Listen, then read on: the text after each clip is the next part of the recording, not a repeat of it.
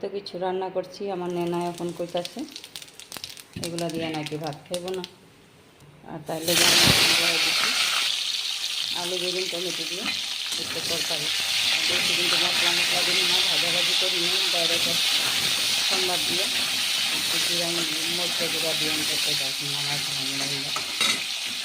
আমার আলু বেগুন ভাজা হয়ে গেল।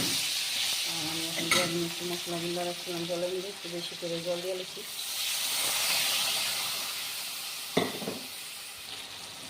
মশলাটার থেকে তেল ছেড়ে দিছে এখন,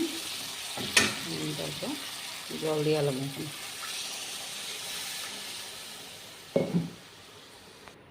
আর আমার এই তরকারিটা কিন্তু আমার নেনা একলা খাবো, ওটার লেগে আমি ঝোল কম করে দিলাম, খুব একটা বেশি ঝোল দিব না। তরকারিটা কিন্তু হয়ে গেছে রান্না, আমি কিন্তু নামাই ফেলাইছি। এই দেখো